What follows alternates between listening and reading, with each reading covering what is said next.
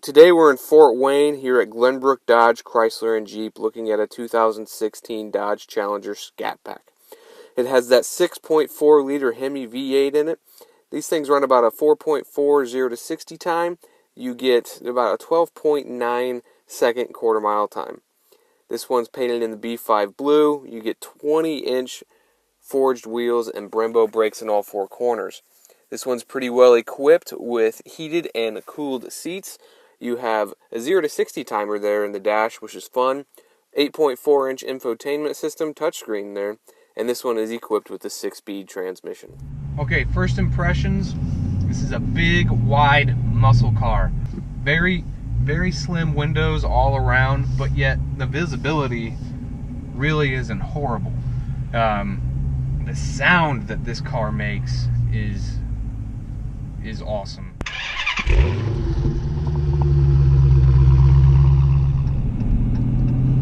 Second gear.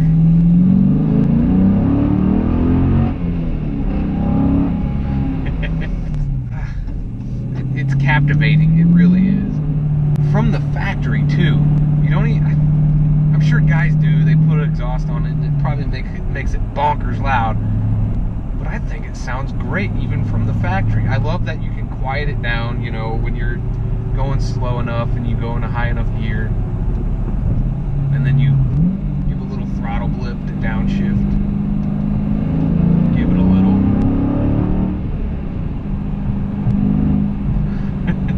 It sounds so good.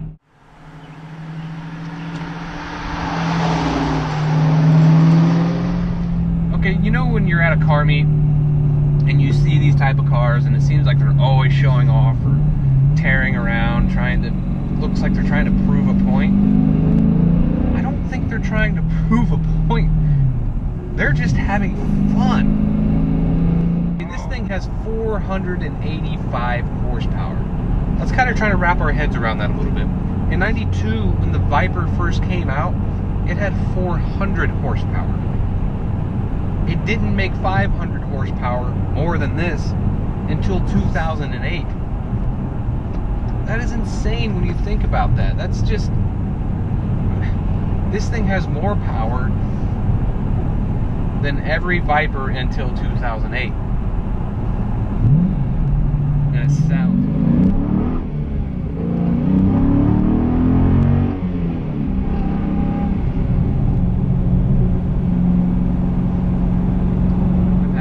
in a different video, automatic or like the paddle shifter, like this one you can get the 8-speed manual transmission with the paddle shifters or the 6-speed.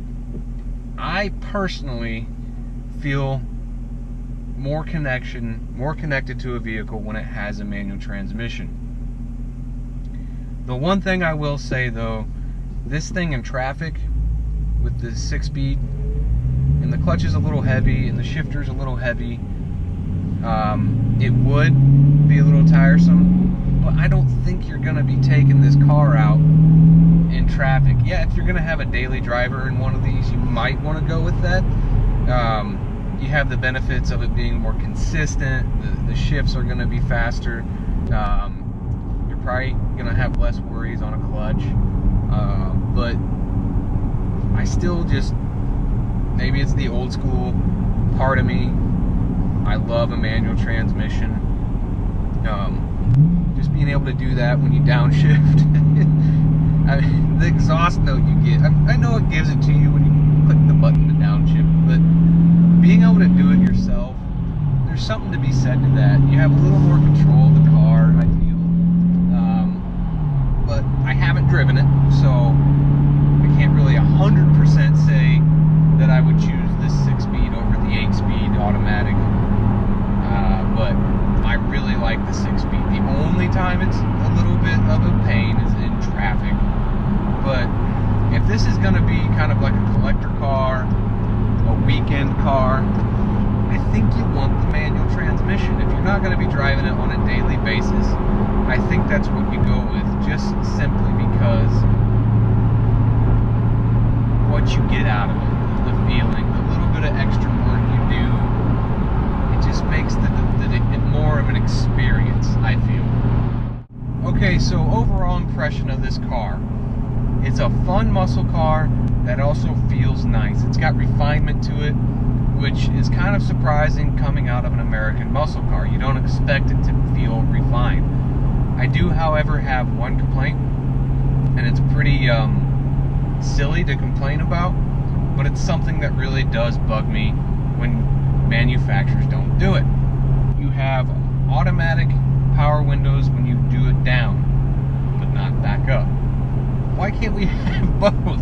It's something, to me, it seems like it's so simple in programming to do that. Because, I mean, this thing has little touches in the dash that just make it just feels like a nice car. I mean, all your climate controls are really easily accessible down here. So it's really, the cockpit is really driver oriented, and that's something I really like as well.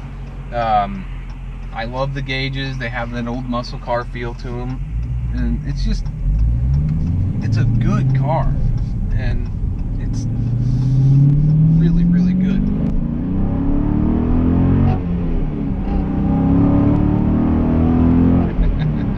It takes off.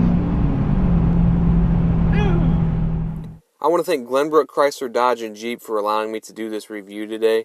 Look for the link to their website in the description, and also for Jason Campos' link in the description as well. Thanks for watching, and don't forget to subscribe.